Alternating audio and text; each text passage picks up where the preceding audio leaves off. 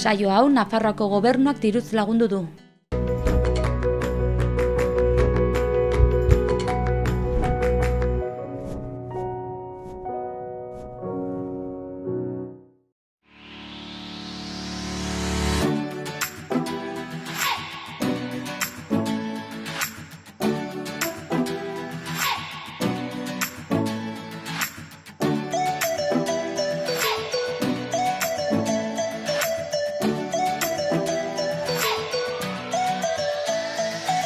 Arratsaldeon eta ongetorri. Apirilaren 17ko saioa dugu gaurkoa, asteazkena.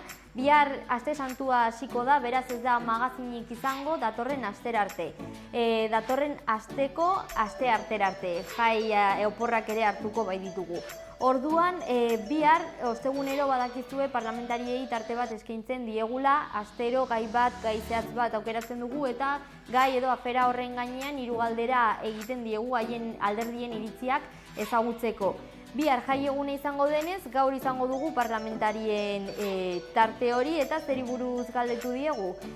Memoria historikoari buruz. Orain dela gutxi, Gurseko kontzentrazio esparruan izandako retirada izena jaso zuen ekitaldiaren urteurrena beti izan zen eta horregatikan ekitaldia egin zen, baina gaia askoz zabalagoa da eta hori aitzakitzat hartuz honen inguruan galdetu diegu. Gero jakingo dugu zer da esan dutena. Orduan, elkarrizketak gaur 3 izango ditugu, literatura kontuak jorratuko ditugu, bi liburuen aurkezpenak izango ditugulako, eta 3. bat kirola eta natura. Kirola, natura eta kultura ere, gero ikusiko duzue. Hasteko literaturari dagokionez, orduan 2 idazle izango ditugu. Hasteko Xabier Etxaniz Rojo etorriko da, denok gara Google liburuarekin, eta orduan liburu edo obra ura ezagutuko dugu. Hortik jarraian Aitzane Usandizaga, Kabitu ezina liburuari buruz hitz egingo du, bere lehendabiziko lana, eta amaitzeko orduan afera aldatuko dugu eta Sakanako ibilaldiaren 30. buruz hitz egingo dugu. Iratxo Mendizalen elkartetik Manolo Moreno presidentea etorriko da, urteurrenari buruz hitz egingo digu, 30. izango baita, esan dugun moduan. Apirilaren 27an Irurtzundik aterako da martxa ez lehiakor hau, baina esan bezala gero xehetasun gehiago, sakonduko dugu gaian. Orain has gaitezen.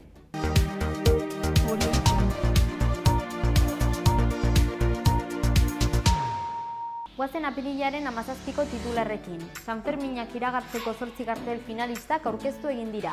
Orain iruindarrek irabazlea hautatzeko aukera dute. Apirilaren 30 bozkatzeko azken eguna izango da. 7 zibiboxetan edo eta 010 edo 948-420 telefono zenbakietara deituz egin daiteke. Foru erkidegoak poliziaren eta ultraeskuinaren biktimak aitortu ditu. Ametxeen lurraldea Cristina García Rodero argazkilariaren erakusketa ikusgai dago, Sarasate pasalekuan kokatu da. Bihar apirilak 18 5 zaurien funtzioan udalbatzak hiriaren izenean parte hartuko du. 18. mendetik ospatzen den ekitaldia da. Nafarroako 2000 ustiategik landa garapeneko 4,8 milioi euro jaso dituzte. Programa honek mendigunean ekoizteak nekazaritza sektoreari eragiten dion gainkosteari aurre egitea du xede. Foru gobernuak Saharako herriarekin 2 elkartasun hitzarmen sinatu egin ditu. Honen bitartez oporrak bakean deritzon programa garatuko da.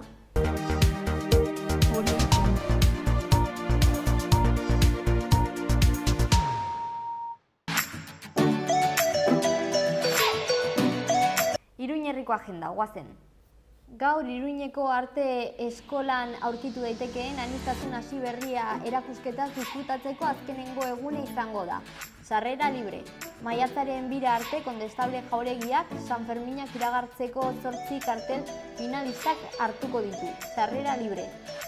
Gaur arratsaldeko 8etan Garazi tabernan eta asteazkenero egiten den moduan, asteazken susmagarriak izenburupean, mikrofono irekia eskainiko da. Han nahi duenak bertsoak bota, errezitaldiak poesia edo lerkegintza eskainiako du, edota abestu, edo nork erabaki dezan. Amaitzeko bihar gaueko 9:00 Nebula Tabernan Tex Parksek kontzertua eskainiko du. Torontotik edo Londresetik, orain ez dut argi, baina Toronton ibilitako musikaria da, Londresen ere ibilia da, nazioarteko artista, beraz ez galdu.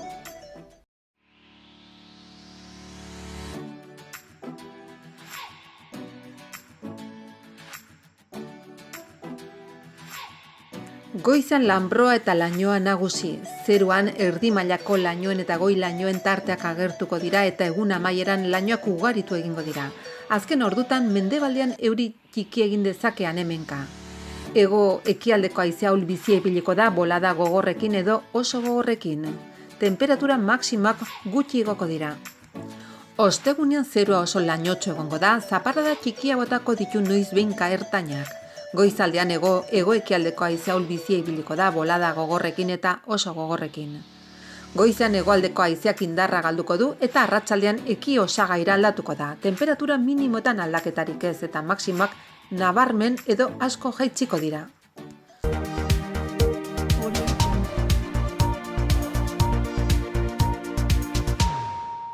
Memoria historikoaren garrantziari buruz galdetu diegu aste honetan parlamentariei eta horrekin joango gara orain.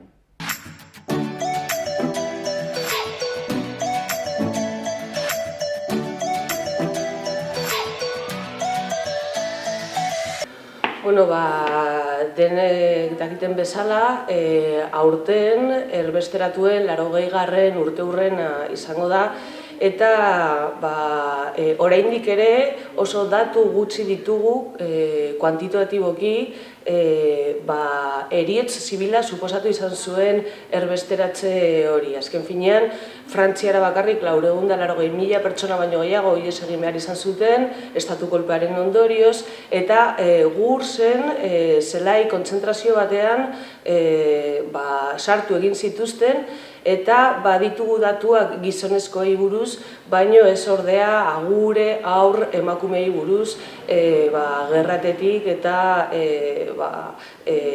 estatu kolpe baten ondorioetatik eta errepresioetik ihes eginez. Orduan, honen harira oso ongi daude ekitaldi hauek, baino egia da ere ikerketak egin behar direla, sustatu behar direla, jakiteko zenbat pertsona izan ziren eta haien memoria berreskuratu. Ez bakarrik lehen aldian geratutako omenaldiak bezala, baizik eta eguneratu eta jakinarazi zer gertatu zen, zergatik eta arrazoi politikoak ere ongi azaldu. Eta hori askotan faltan somatu egiten dugu, batez ere jakinarazteko eta berriro ez errepikatzeko. Guk noski uste dugu oso garrantzitsua direla, alde batetik jendeak eta bereziki behar bada belaunaldi berriek ere, ezagutzeko ze gertatu zen, orain dela 80 urte, aurretik ere bai eta ondotik ere bai, baina ez bakarrik ezagutzeagatik. Uste dugu gainera garrantzitsua dela ezagutzea, horrelako gauzak berriz ez gertatzeko. Ikusten ari gara gainera azken aldi honetan, garai hortako giro hura, eta joera frankista eta fascista eta haiek berez, pixka bat berpizten ari direla, edo antzeko sensazio bat ere ematen du ezta, horren uste dugu alde hartatik oso garrantzitsua dela, ezagutzea zer izan zen hura, eta bereziki horren inguruko gogoeta bat egitea, batez ere lehen esan duen horregatik ezta, ez daitezen berriz horrelako gauza gertatu. Horren egiten diren ekimen guztiak, hainbeste urtetan egin ez direnak, eta azken aldi honetan egiten ari direnak, uste dugu beharrezkoak direla, eta badutela bere esanahia, eta badutela bere balioa bai. Geroa bairen aldetik uste dugu beharrezkoak direla, Gursen ospatutako ekitaldiak oso garrantzitsuak direla, zeren eta azkenean esan bezala 80 urte pasa dira, eta Gursen Nafarroak izan ziren gizon emakumeak, gerra zibilaren biktimak eta gerra zibilaren eraginez ihes egin behar izan zutenak urte asko egon dira ahaztuak. 80 urte horietatik urte asko egon dira ahaztuak. Beraz, ekitaldi hauek guztiz garrantzitsuak iruditzen zaizkigu. Nik adibidez jakin izan dut nire herrian Gursen jende ugari egon zela eta ekitaldi hauen harira jakin izan dut. Beraz, oroimenaren aldetik uste dut oso garrantzitsuak direla hauek bezalako ekitaldiak, zeren justizia eta erreparazioa bakarrik gerta daiteke oroimenatik abiatuta. Ongi dago behingoz erakundeetatik errekonozimendu hau egitea, baino kontua da ere askotan faltan somatu izan ditugula sakonago joaten ziren omenaldiak. Hainbat kontradikzio eman dira, besteak beste ikusi izan dugu nola biktimen errekonozimendua eskaintzen zitzaien egun berean, erakundeetatik, justo errekonozimendu hori eskaintzen zitzaien alderdi eta pertsona batzuengandik zeintzuk besteak beste parlamentuan erregearen ikerketa ekiditu izan zituztenen eskutik. Hori kontraesan bat iruditzen zaigu, zen azken finean pertsona hauei ematen zitzaien errekonozimendua eraileak izan zirenak estatu kolpearen ondorioz izan zen komunalak defendatzeagatik, demokrazia defendatzeagatik, lan baldintza egokiagoak eta reforma agrarioa defendatzeagatik lurra lantzen zituztenentzat berreskuratzeko, eta gero ez da hortan bakarrik geratzen garela ematen du haratago joan gabe eta azaldu gabe nola egungo monarkia Franco izendatuta etorri izan zen, eta orduan ezin gara alde batetik pertsona horiekin gaudela esan, eta bestetik egungo edo ordutik datorren 78. urteko erregimenari aurre egin gabe, eta erregimen horren simbolo erregea ere bada. Asko dago oraindik egiteke, zeren egun ere Espainiako ikurra eta bandera bada golpistek eman izan zutena, eta parlamentuak erabakita apirilaren 14an republikar ikurra jartzean, asko bertan bera utzi izan zuten akordio hau botere judizialetik zetorren mehatxuaren beldur. Bestalde ere ikusi izan dugu, eta gu salatu izan dugu, nola egun oraindik ere Nafarroako diputazioan hor dagoen areto nagusian, presidenten aretoan badago oraindik ere Konde Rodeznoren erretratua. Guk kentzeko eskatu izan genuen, honek izan zuen eraginagatik errekete eta fascisten arteko harremana sustatuz eta errepublikaren kontrako estatu kolpea egiteagatik. Frankista eta halako genozida baten erretratua ezin da erakunde demokratiko batean egon. Orduan, ongi daude errekonozimendu hauek, baino asko sakontzeko dago oraindik, asko egiteke dago oraindik, eta ezin gara bakarrik neurri simbolikoetan geratu. Legegintzaldi honetan eginda, entzuzen ere aurrekotan egin ezena, lehendik ere egina egon behartzuena, baina beste urten ondoren, oraindik hori egin gabe zegona, alde hortatik iruditzen zaigu aldaketaren gobernu honek utzi diola erronka horri, lan ildo bat izan da, garrantzitsua, eta gauza asko egin da, bai parlamentuan eta bai gobernutik ere, besteak beste legea bera, honen inguruko legea aldatu da, egokitu da, ume lapurtuen gaia sartu da, zigor prozedura ere bai, ekitaldi asko egin da, itortza asko, ikurrak kendu dira, horren, iruditzen zaigu hori guztia oso garrantzitsua zela eta gainera beharrezkoa zela, oroimen historikoa eta memoria demokratiko hori bizkat ere ikitzu ez da. Horrekin batera bai esainiko genukela, garrantzitsua dela egitea bera, baina beste zentzu bat eman behar zaiola ere ez da. Eta alde hartutik azimarratu nuke ez dela bakarrik esatea hau gertatu zen da oso gogorra izan zen, hori ere esan behar da. Bezik eta baita ere esan beharko da errepresiura eta errepresaliatu guzti horiek sufritu zutela frankismoak erabakizuelako borroka sozial batzuen alde lanean ari zen jendea zigortzea. Azkenean batzuten horri ideia batzuk, justizia sozialaren eskakizun bat, eta horren kontrako errepresioa izan zen, da uste dugu idea hori ere ekintza horiekin guztiekin batera berreskuratu behar dela, eta gu behintzat hortan ere azpimarra jarri nahiko nuke, baina edozein modutan, bai esango nuke, lan garrantzitsu bat egin dela, interesgarria, eta horrek ere segide izan behar du lan oski. Bueno, geroa bai uste dugu oso harro gaude legealdi honetan, memoria historikoaren arloan Nafarroako erakundeek egin duten lanagatik. Uste dugu ezin direla lehen eta bigarren mailako biktimak izan eta frankismoaren biktimak Nafarroak urtetan eta urtetan bigarren mailako biktimak izan dira. Eta gure ustez justizia eta erreparazioa zor zitzaien eta legealdi honetan egindako lana guztiz garrantzitsua ikusten dugu. Lehen aldiz, legealdi honetan Nafarroan eta Nafarroako gobernuaren menpe egitura administratibo bat dago memoria historikoa lantzeko. Eta gure ustez hori urrats garrantzitsua da eta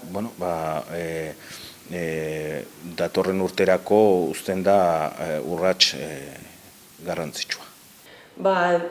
Fasismoa kondenatu gabe ez dago benetazko demokraziarik eta hori da egun gertatzen dena eta egun oraindik ditugun bai lurraldetasun edo sozial arazo guztien artean, ez? Badugu marko konstituzional bat ordutik datorrena, transizioa egun batetik bestera egina eta mehatxupean egin izan ondoren frankistek zuten indar guzti horiekin, eta egun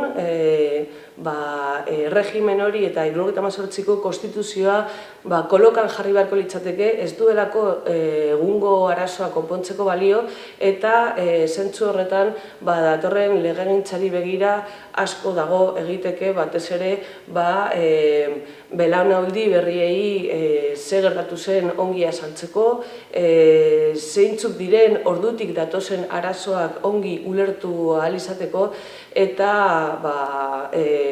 egun dauden gertatzen diren gauzekin harremanetan jartzeko. Azken finean duela gutxi eutanasiaren inguruan eztabaidatzen zen edo abortuaren inguruan eta horrek badu zerikusi handia konkordatoaren Eliza Katolikoarekin dugun konkordatoarekin, besteak beste, nun laizismoa eta estatu eta Elizaren arteko banaketa oraindik ere ez da gure gizartean ongi barneratu.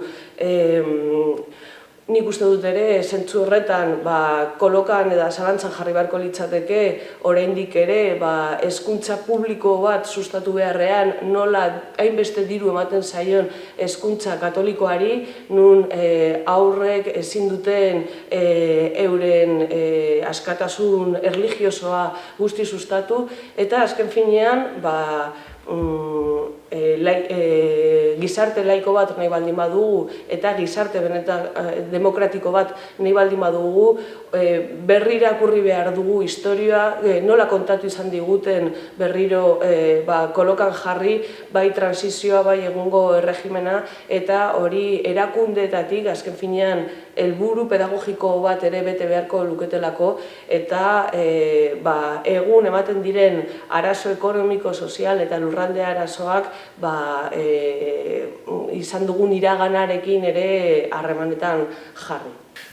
Iragana ez dela ukitu behar, nik uste ez dela plantean dukerra da hori, ez da hola pentsatzea ez da ukitu duzukitu kontua ez da hori, iragana ezagutu behar da.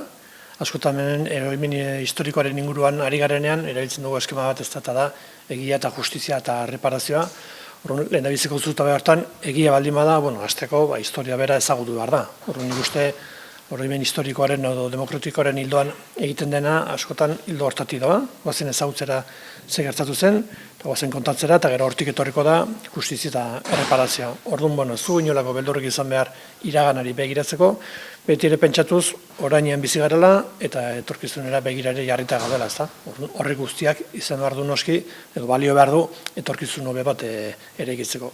Eta zentzu hortan legegintzaldi honetan, egin da lan bat, eta etorriko den legegintzaldian ere gure ustez honek izan behar du gobernu berriaren lan hildo garrantzitsu bat, izan da legegintzaldi honetan, izaten segitu behar du datorren legegintzaldian, eta guri dagokionez gure proposamena pixkat hortzi doa, lehen esan duan eskema horrekin, ezta? Eta egia, justizia eta erreparazioa. Eta hiru zuta horietan badago zer egina, egiarekin hasteko, planteatu diteke Nafarroan egiaren batzorde bat osatzea, horrelako dinamika bat ez da, oraindik ezakigulako gertatutako guztia zer izan zen, eta gero horrekin batera ere, etorri barko dira beste ekimen batzuk justiziaren norabidean, eta baita erreparazioen norabidean ere. Zuzen ere, hori oraindik hasita dagoen arren, asko kostada, hasi da egiten, baina bukatu gabe dago, eta gure apustua behintzat da politikoki ere, datorren legegintzaldian horre dauden ekimenekin aurrera jarritzea, eta gainera beste berri batzuk ere proposatzea eta aurrera ateratzea. Gure ustez, iragana ukitu behar da.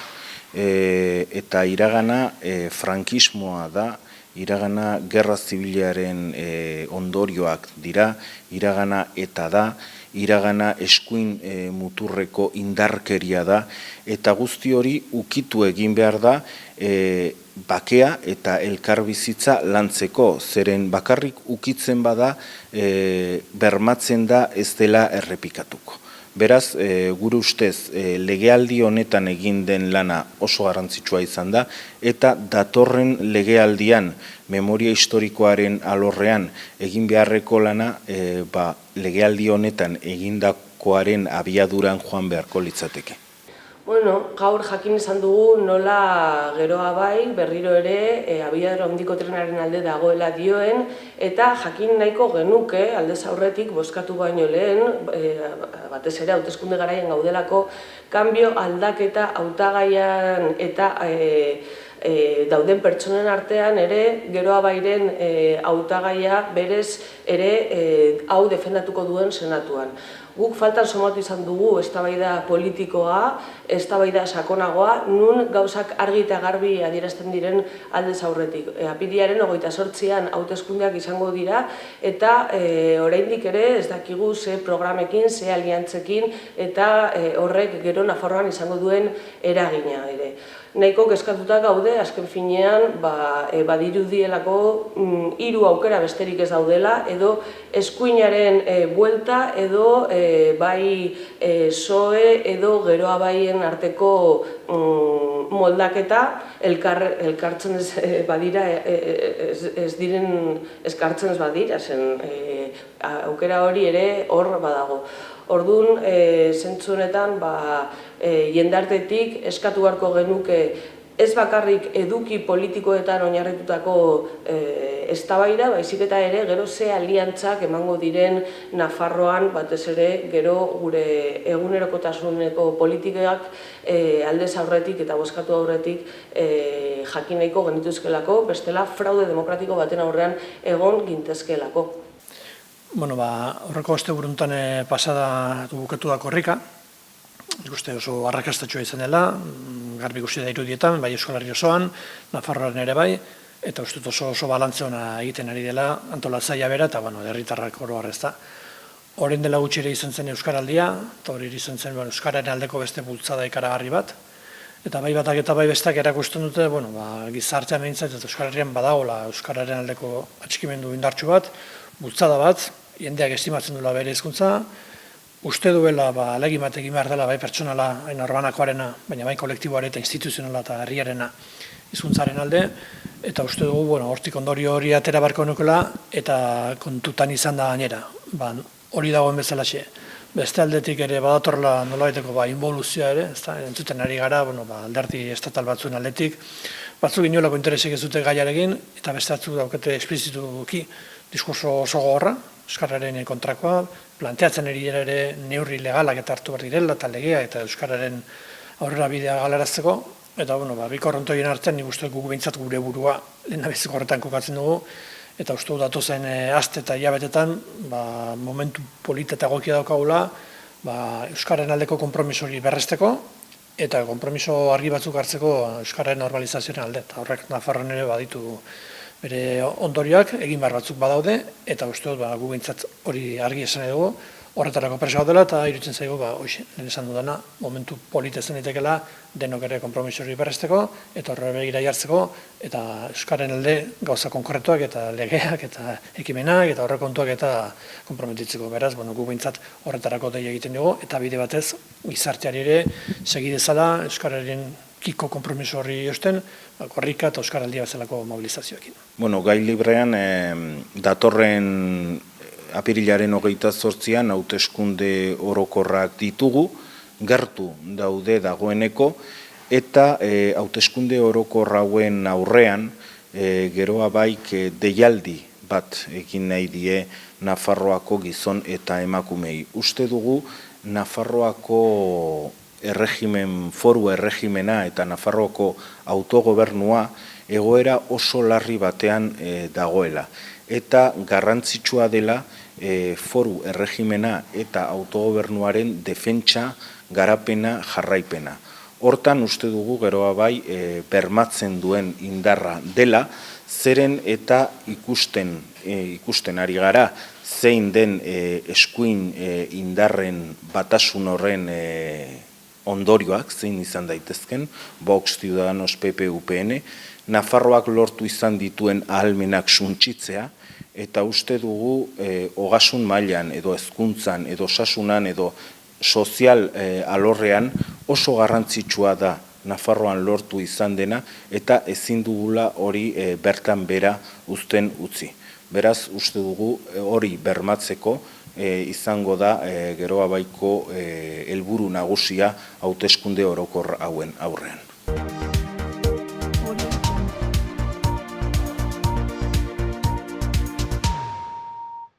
Goazen gaurko gonbidatuekin, esan bezala 3 elkarrizketa izango ditugu. Lehendabiziko biak literaturari buruz, 2 liburu ezagutuko ditugu, eta bukatzeko kirola, kultura eta paisaia. Goazen.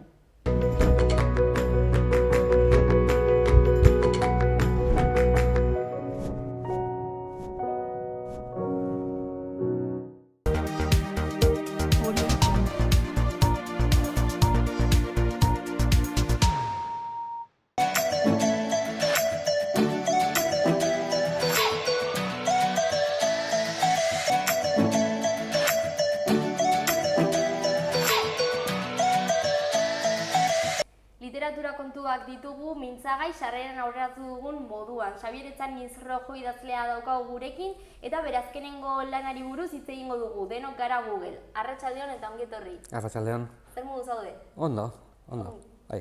Bai, orain hori korrikatzean utzi dugu, ekan ere lan egiten bai duzu. Bai, batzen garaia. Bai, korrika oso gauza polita da, baina barrutik lan handia eskatzen du horrek. Eta guk atsedena hartzen dugu bukatzen duenean, eta orain gustora, orain patxadaz. Bai, eta, emaitza oso arrakastatsua. Oso arrakastatsua, bai, oso pozik, eta lan gogorra egin dugu, eta hain tokatzen zaigu pixkat atseden hartzea. Bai, atseden gainera, hori, landalan, hemen zure lanaren beste parte bat daukagu, idazlea baizara, eta esan bezala zure azkenengo lana, denok gara Google. Bai, nire azkenengo eleberria, 9. liburua da, eta oso pozin dago emaitzarekin. Kostatu zaigu, ateratzea, ze, aspaldi hasi nintzen hau idazten, baina, jakalean dago, eta pozik, irakurleek zer esaten duten. Google bilatzailea zer egiten dio erreferentzia izenburuak? Hor kontua da, liburu honetan 2 historia daude, da novela bat, baina 2 historia daude, eta bietan agertzen dira bilaketak. Lehenengo historian agertzen da Inigo Ormazabal izeneko idazle bat, donostiarra, eta ziberespazioan topatu du emakume bat. Eta, horren bila hasi da, ez baitu ezagutzen. Eta, ez dute gauza handirik kontatuko hor bilaketa horretaz, baina, bilatzen hasten da emakume bat, ez? Eta gero bezaldetik agertzen da Maria da Inigo Ormazabalen maitalea, eta Mariari bere amak eskatu dio pertsona bat bilatzeko, bai? Bere gazte garaiko pertsona bat bilatzeko, frantsesaren semea ez izena daukan pertsonaje bat. Orduan, alde batetik Inigok eta bezaldetik Mariak, biek egiten dute bilaketa bat, eta gaur egun zein da bilatzaile nagusia, Google, ez? Horregatik agertzen da izenburuan Google. Teknologia berriak, oraingo momentu hauetan kokatutako istorio bat dagolako, baina bestea 36an, ez? Bai, 36an hasi da, eta gero luzatu egiten da Biak dira maitasunezko istorioak, lehenengoan agertzen da WhatsApp, Iñigok eta neska Oianko izeneko neska ez ezagun hori WhatsAppen bidez komunikatzen direlako. Eta beste historia, Mariak bilatu behar duen frantsesaren semea pertsonaje hori, azten da gerra garaian, Donostian, 1936an, falangistak Donostian sartu zireneko historiak agertzen dira, ez? Zer egin zuten, da nola egin zuten. Eta gero hor, azten da maitasunezko historio bat, gero denboran zehar luzatzen dena, gerra ostean, eta, bueno, luzatu egiten da, bai. Garrantzia dauka, sare sozialek eta lehenengo historian batez ere, bigarrenean ere bai, ze Mariak erabiltzen, pertsona hori bilatzeko erabiltzen duena da hasieran Google, gero Facebook ere erabiltzen du, beste saiatzen da, ez da erresa bilatzea gaur egun 80 urte dituen pertsona bat sare sozialetan, ez? Bai. Orduan, bueno, zailtasunak baditu, topatzeko. Azkenean biek topatzen dute, eta liburu honetan agertzen den gauzetako bat da, zer egin behar dugun topatzen dugun informazio horrekin. Hala, bilatzen dugunean eta topatzen dugunean, zer egin gustatzen ez zaigunean topatu dugun hori, bai. Hori askotan bizitzan gertatzen da. Pentsatzen dut, bai, claro, bizitza horrelakoa da, ez? Gauzak ez dira beti guk nahi dugun bezala, ez? Orduan, momentu batean biak topatu dira, biek topatu dute, bilatzen ari ziren hori, eta horrekoa, beste toki batean jarri ditu. Orduan, istorio bati dagokionez, internetaren bidezko bikote bat sortzen da? Bai, sortu, ez dut spoilerrik egin nahi, baina ez da sortzen, gertatzen da, elkar ezagutzen dute, baina bata Bizkai aldean dago eta bestea Gipuzkoan. Orduan, ez dakite gauza hundirik eta informazioa bilatu batek batez ere Iñigok, Iñigo idazlea da, idazle arrakastatxua, ospetsua, Euskadi saria bitan irabazi du, eta orduan beste pertsonarentzat, Oiankorentzat, erresa da bilatzea. Baina Oianko horren atzean nor dago, ez dakigu, ez izena da, ez da benetako izena, ez? Orduan, berak ez daki, Iñigok ez daki zer topatuko duen, Oiankok bai. Esango dudanarekin uste dut ez dudala ezer aurreratuko badagolako laburpenean atzekaldean, baina hor amodiozko iruki bat sortzeko bai, sortu daiteke, ez? Iñigo bizi da Bakarnerekin, Bakarne da bere emaztea. Garai horretan justo Bakarne dago, kanpoan dagolako. Berak badauka maitale bat, Maria izenekoa, eta gero agertzen da beste neska hau, ez dakigu, baina bien artean sortzen da harreman bat, eta harreman horri tiraka jarretzen du nobelak. Aspaldi hasi zinela aipatu duzu liburua prestatzen? Bai, izango dira 4 bat urte, hasi nintzela. Gertatzen dena, nire naiz idazle profesionala, nik aekan lan egiten dut eta klaseak ematen nahikoa lan.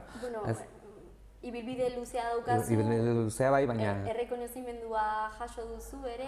Bai, nik karrera bat egin dut literatura, 9 liburu ez dira gutxi, ez? Eta sari batzuk ere irabazi ditut, eta ibili naiz Berrian Zutabegile, Aizun, Irutxuloko hitzan, hau da, nik badaukat lan bat, baina naiz profesionala, ez?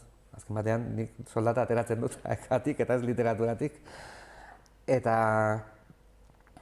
aldu naiz? Bai, orduan, orain dela 4 urte hasi zinela. Hori, hasi nintzen, orduan, ni hasten naiz idazten, baina gero ezakit noiz bukatuko duan eta nola jarraituko duan, ez? Historia hau hasi zen, ipuin moduan, nire planteamendua zen, egitea, maitasunezko historia bat. Nire ibilbidean, maitasunezko historiak eta harremanak bikoten artean askotan agertu dira, ez? Gertatzen dena, aurkezpen egunean esan nuen bezala, ni Ereinekin orain dela 17 urte hasi nintzen lan egiten, ez? Googleek 15 urte ditu. Ni hasi nintzenean idazten, harremanak eta maitasunezko historiak eta modu batekoak ziren, eta gaur egun dena aldatu da, ez? Sare sozialek aldatu dute bizitza, WhatsAppek aldatu gaitu, Gmailek aldatu gaitu, dena gara Gmail, dena gara Google. Eta orduan, pentsatu nuen interesgarria zela historia bat hastea gaur egun kokatua eta sare sozialen bitartez egitea, ez? Orduan, hasi nintzen historia bat idazten horri buruz, eta gero iritsi zitzaidan lagun baten bitartez bigarren historiaz. Orduan, niri historiak kontatzen dizkidatenean nik gordetzen ditut, eta prozesu luzea dago, ez? Agian ez da prozesu luzea, ez da erraza azaltzea, ez? Hau da, kontatzen didaten nire historia bat, nik pentsatzen dut, hemen badago historia bat, hemen badago zer idatzi, hasiko naiz lantzen, baina gero buruan sartzen denetik, idazten hasten naizen arte, denbora luzea pasatzen da, ez? Bueltak ematen eta azkenean zerbait ateratzen da. Bai, eta lotura... Eta lotura aurkitu nuen, bigarren historia honetan, hau da, gerra garaian hasten den horretan, agertzen kontatu zidaten lagun baten familiari gertatutakoa, aitonari paseoa eman zioten Donostian, eta zer egin behar izaten zuen bere amonak garaia hartan seme-alabei laguntzeko. Eta orduan, niri oso interesgarria iruditu zitzaidan, baina ez nekin nola lotu beste historiakin. Gero hor agertu zen, orain dela urte batzuk Donostian, agertu ziren hildako batzuk, obrak egin zituzten autobide berria egiteko, eta orduan hor agertu ziren gorpu batzuk, botoi batzuk agertu ziren, eta orduan hasi nintzen, bilatzen ari dira hildakoak, eta ino ere bilatzen ari da, posible da biak elkartzea eta bilaketei buruzko ze bat egitea. Arantzadikoek lan polita egin dute, egiten ari dira, eta hori gai izan nintzenean bi historia horiek lotzeko, bilaketa bat, orain dela urte batzuk Donostian gertatu zena, eta gero ino hori gertatzen zaiona, ordan idatzi nuen dena. Tamalez, pertsona askok identifikatu ahalko daitezke horrekin ez, aiton, amon, jende asko oraindik dagoelako galdua. Baina, zehatz-mehatz zu hor errealidadean oinarritu zara? Bai, parte horretan bai. Zorionez lagunek historia kontatzen dizkiate. Eta hau oso interesgarria iruditu zitzaidan. Gerra garaian, lehen esan dudana, paseoa eman zioten lagun baten aitonari, eta hortik tiraka egin dut. Pentsatzen dut, literatura da, fikzioa da, eta ziurrenik gauzak ez ziren nola gertatu, ez? Baina, iruditzen zaiz jende asko ikus dezakela bere burua hor, edo bere familiaren historia hor. Eta esango zenuke helburu soziala ere betetzen duela liburuak horrekin, ez dakit, hausnarketa edo salaketa moduko bat egon daiteke hor, edo ez dakit? Ez zait iruditzen helburu zehatz bat duenik. Ni gustatzen zait historia kontatzea, eta nire helburua da historia on bat egitea eta jendeari, irakurleari gustatzea, ez? Ez dut, nire helburua idazten hasten naizenean ez da hau mezu hau bidali nahi dut. Mezua badago, baina ez da importantena. Importantena da historia on bat egitea, nire ustez. Disfrutatu duzu prozesua? Idazteko prozesua? Bai. Hombre, lana da, gertatzena gustoko lana dela, ez? Ordu asko sartze ditut, eta ez da, nire naiz idazle bat, hasi eta hilabete batean dena, nire kostatu egiten zait. Beste urte batzuetan esan izan dut udako idazlea naizela.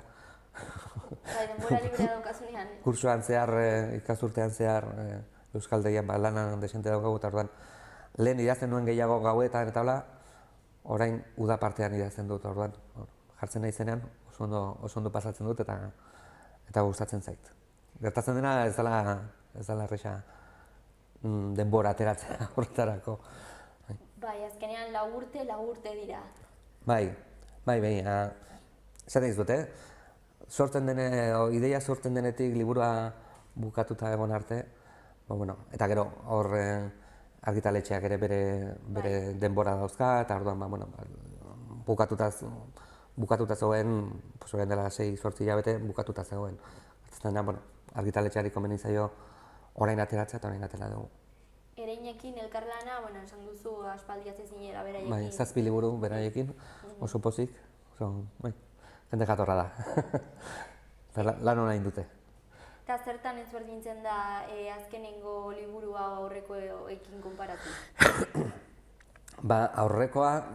genero asko landu dituzu. Bai, lehen ipuinak egiten dituen gehien bat, nik uste dut nik nire burua ipuin giletzat daukat, gertatzen dena orain, gero eta luzeagoak ateratzen daizkit nahi gabe. Lehen zailtasunak nituen 20 orrialdere idazteko, eta lehen 50 orrialde idazteko ez daukat. Horren besteko zailtasunik, ez? Iruditzen zait, ofizioak, esperientziak ematen duela erreztasun horiz. Orduan, aurrekoa izan zen Waterloon galdutakoak, novela, baina hori izan zen hasieratik novela moduan planifikatu nuen. Hau etzen horrela izan, planifikatu nuen, hasi nintzen ipuin bat idazten, baina luzatu. Hasieran kostatzen zitzaidan, nik gogoratzen dute hasi nintzenean ipuinak oso motza ziren, eta liburuak ere, liburuak ziren 11 ipuinez osatutako liburuak, ez? Nire azken ipuin liburuan ziren lau kontakizun, ipuinak zirenak, baina lau, askoz ere luzeagoa zirenak, ez?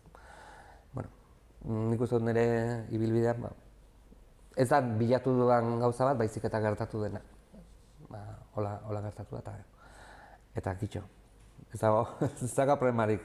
Egun batetan idazten jarri zinen, aurretik ja kolaborazioak egiten hasi zinen alde? Egunkarietan diozu? Bai, nola zer izan zen lehen da bizi, agian zure etxean ezakit ja, zenukasun hobi bezala idaztea? Ez, hasi nintzen idazten horren dela 25 urte ia.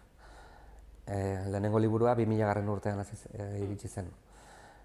Gero berriako jendea jarri zen nirekin harremanetan zutabeak idazteko, eta egon nintzen 10 urtez zutabeak idazten. Ostegunero, oso ariketa polita da. Oso gustora egiten nuen eta gainera oso divertigarria zen niretzat. Baina, idaztearen kontua orain dela 25 urte hasi zen. Gero gauza ezberdinak iritsi dira, antzerkia ere egin dut, Ramon Agirrerekin, Ramon Agirrek eskatu dit hirutan edo berarekin kolaboratzeko, eta oso gustora. Idazten hasten zarenean ez dakizu ze egingo duzun. Gero konturatzen zera gauza asko daudela idazteko, ez? Antzerkia, kantaren bat edo beste eskatu didate, kolaborazioak hasieran berrian, baina gero aizu iritsi zen eta Hiru Txuloko hitzan ere futbolari buruz hitz egiten nuen, eta pasan ditun, ez dakitzen bat urte, 6-7, pasan ditun, idaztea ez da bakarrik liburuak egitea, baizik eta denetarik idatzi behar da. Bai, denetarik ukitu duzu. Bai. Eta egokitu azkenean bakoitzak duelako, genero bakoitzak bere... Bai, bere ezaugarriak. Ez da gauza bera zutabe bat idaztea, edo ipuin bat idaztea, edo antzerki bat egitea. Claro, ni naiz profesionala, eta ez naiz famatua, eta ez nire arrakasta da dena, baina norbaitek zerbait eskatzen direnean, normalean joera da baiezko erantzuna. Ze, niretzat beti da aberazgarria gauza ezberdinak egitea, ez? eta bueno, genero ezberdinak ukitzea. Saiatzen naiz ahalik eta ondoen egiten, eta bueno, adibidez antzerki gintzan, hasi nintzen itzulpen bat egiten, baina gero kolaborazioak beste modu batekoak izan dira. Eta 3 edo 4 egon naiz beraiekin lanean, orduan gaizki ere ez duen egingo. Eta esan dugu, sari ugari irabazi egin dituzula, azkenengoa 2012an. Bai, gertatzen dena, sariena oso gauza interesgarria da azten zarenean. Ze motivazio bat da, bultzatzen zaitu, ez? Baina, claro, ja ibilbide bat egiten duzunean sarien kontu hori, ez utzi, baina nolabait ahaztu egiten da, ez? Eskerrak ematen diete beti sariek asko eman didate, eta ez da bakarrik dirua, baizik eta, izen bat egite duzu sariekin, eta pentsatzen dut noizbait berriro parte hartuko dela batean, edo ez dakit. Ez diot uko egiten gertatzena, utzita daukadala sarien lehiaketen kontu hori, Esan duzu motivazio bezala, azkenean bultzada ematen dizu horrek. Bai, azten zarenean, ez zara azten novela luze batekin normalean ez. Azten da gauza txikiak idazten ez. Orduan, ipuin lehiaketetan parte hartzeak ematen dizu, irabazten baldin baduzu, pues, diruaz aparte ematen dizu kriston poza eta jarraitzeko gogoa. Baina, orain dela urte askoko kontua da. Zer ikasi duzu hasi zinenetik, ibilbide honetan? Edo esango zenuke garapen bat izan dela beti? Bai, nik uste dute orain dela 20 urte lehenengo liburu atera zuen Xabier Etxeanai Rojo Ura eta ni ezberdinak garela. Ikasi dugu, ofizioak ematen dizu, idazteko beste modu bat, ez? Hasieran ipuinak idazten dituenean pentsatzen nuen importantena zela sorpresa bat egotea bukaeran eta zu artifizialak egitea nolabait izateko, ez? Eta gaur egun, ez zait iruditzen horrela idazten dudanik. Aldatu naiz ni eta aldatu da nire idazkera. Eta gainera iruditzen zait logikoa dela. Hala behar duela. Idazleok egin behar dugu, sortzaile guztiok egin behar dugu garapen bat, ez? Eta, 4 urte hauetan, beste ideiak sortu dira agian etorkizunera begira, ez dakit, beste proiektu batzuk hor dituzu kajoian edo? Baita ez, orain ez daukat ez daukat proiektu zehatzik eskuartean, baina pentsatzen dut iritsiko dela. Orain esan duzu atsedena behar duzula. Eta gaina udan idazten dudanez, gertatzen dena bain uda partean, Pasaiako irakurle kluba zuzentzen dut, eta orduan urte osoko programazio bat egin behar izaten dut, orduan uda partean asko irakurtzen dut. Azken batean, kursuan zehar irakurriko ditugun liburu hori guztiak, nik aldez aurretik irakurri behar ditut. Orduan, udan egiten duena da irakurri eta gutxi idatzi.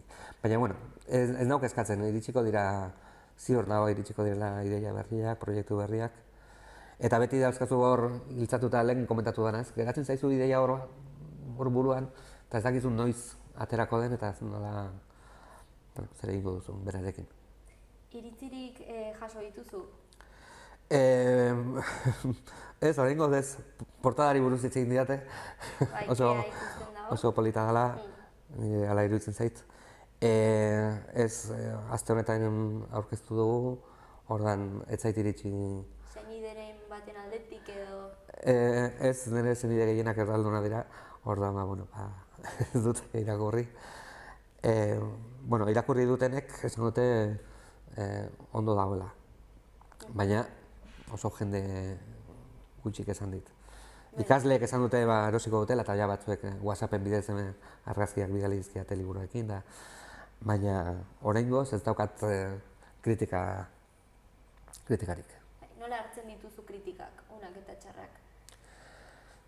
Ondo, gustora. Hombre, ona baldin badira, claro, kritikan nondik datozen.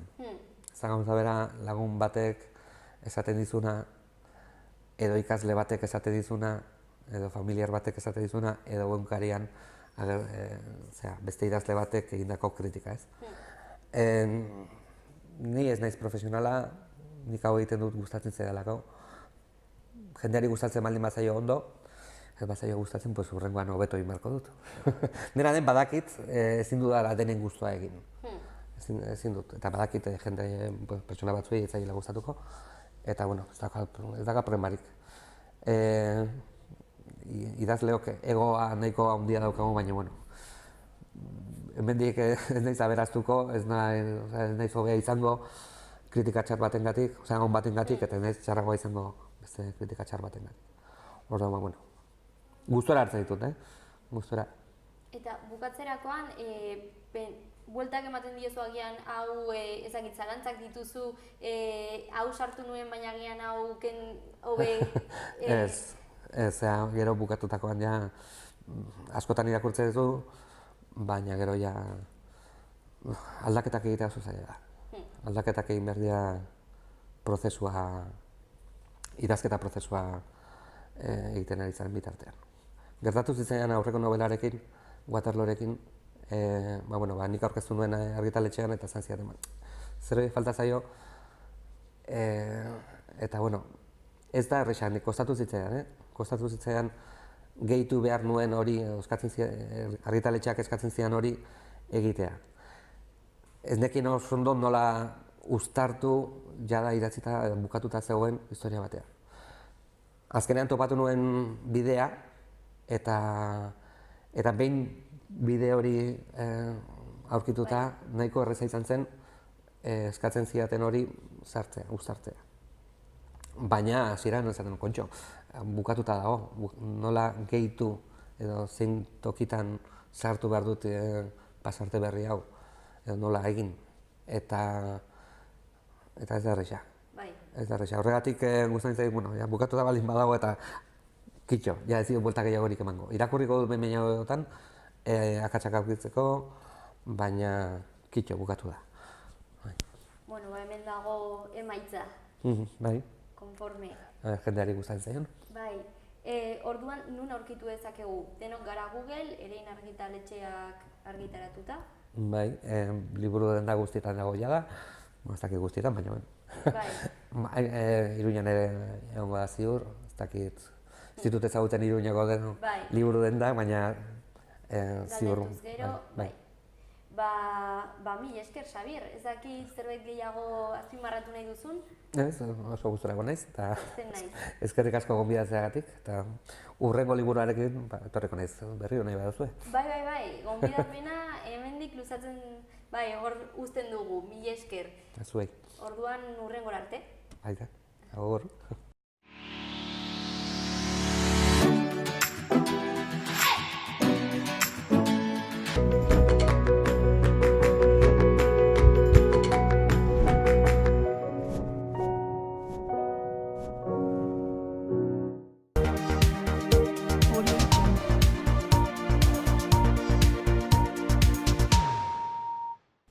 Literaturarekin jarraitzen dugu, gure gaurko mintzagaia da, eta Aintzane Usandizaga dugu oraingoan, bere lehendabiziko liburua ezagutuko dugu, Gabitu ezina. Arratsaldeon eta ongetorri. Arratsaldeon. Zer modu zaude? Ondo, eskerrik asko gonbidatzagatik. Eskerrik asko etorri izanagatik. Orduan, esan bezala zure lehendabiziko obra? Bai, halaxe da. Hasi nintzanean hautako istorio batzuk idazten, oraindik ez neukan buruan bilduma bat osatzea, baina gero, lehiaketa batera aurkezteko proiektu bat bateratu nahi izan nun, eta pixkanaka nintzen batzuk apartatzen, besteak moldatzen, berriak sortzen, eta bilduma bat ateratzen azkenean. 8 istorio? Hori da, 8 istoriok osatzen dute, bakoitzak dauka bere mundua, bere pertsonaiak, baina badaude hainbat gai behin da berriro ateratzen direnak, eta gero bada hor sentsazio bat forma eta intentsitate ezberdinetan badare ateratzen dena nik gabitu ezina ditu didana.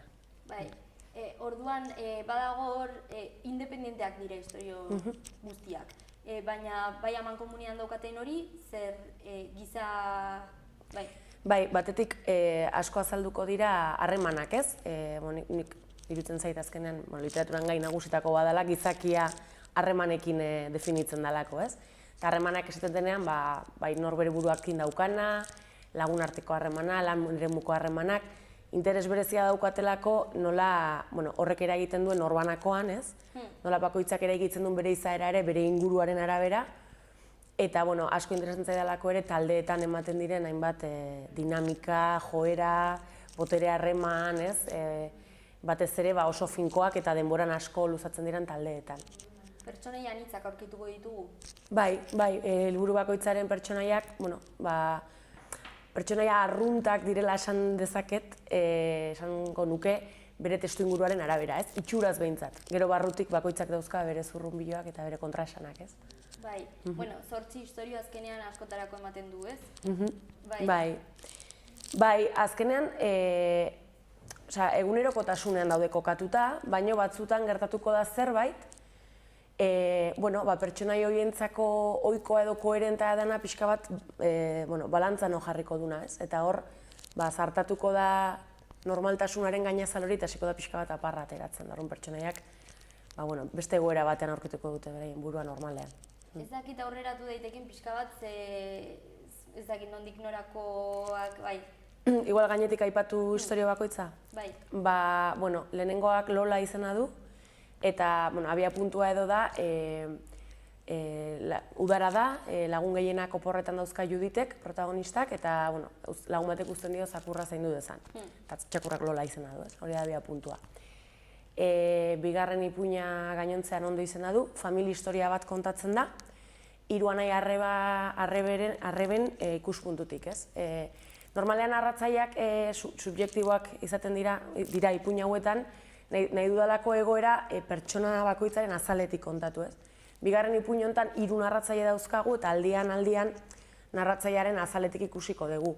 Azkenean iruditzen zaitelako egunerokoan egia ezberdinak askotan elkarrekin bizi dirala, talka egiten batzutan eta beste batzutan horretara ez dira iristen ez diogulako gure buruari baimena ematen, ez?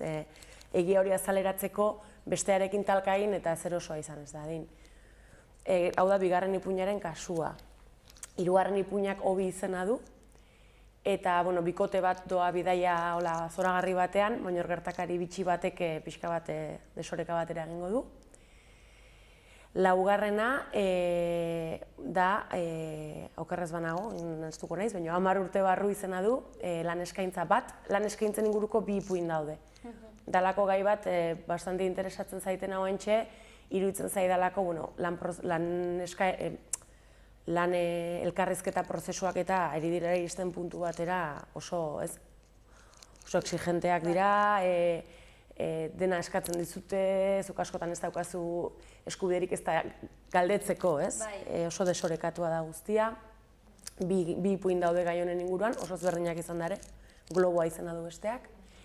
Eta gero dago beste bat, Asperduraren biografia izena duna, kontatzen digu protagonistak bere lehengusuaren historioa iraganean, norbeti kontatzen dio, eta lehengusu honen berezitasuna da aspertzen zenean gauza oso arraroak egiten zitula, eta etengabe aspertzen zen. Bada beste historio bat oraintxe nator izena duena, hau da pertsonaia doa, geroz eta urriago diren kuadrilla bazkari batera, eta horre autobusean egiten du hausnarketa bat, bere talde horrei buruz, baina aldi berean autobusean doala ere, gertaera bat egongo da oiz kanpokoa. Eta bukatzeko, kabitu ezina ipuina dago, liburuaren izenburu bera duena, eta kasu honetan Juan protagonista da, pertsonaia, batzuentzako berezia izan daiteke mania edo gauzak oso modu zehatzen egitea gustatzen zaion pertsona badalako, eta hor ikusiko dugu bere saiakera bizimodu berri batera egokitzeko. Eta dira ipuinak, gutxi gora bera. Amankomunean duten beste gauza bat da, pertsona helduak edo gazteak direla, ez?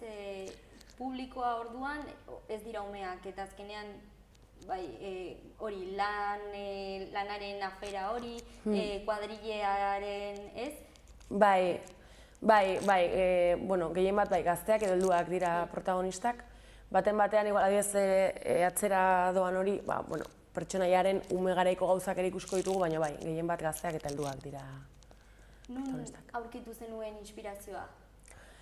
Jo, leku askotan, ez? Azkenean, normalean nire kasuan behintzat, izaten dira denbora luzez buruan dauzkadan gaiak, interesa edo kezka pizten diatenak, ezin egona eragiten diatenak, ez? Esatezu zergatik hainbeste gelditzen zait gai hau buruan, ez?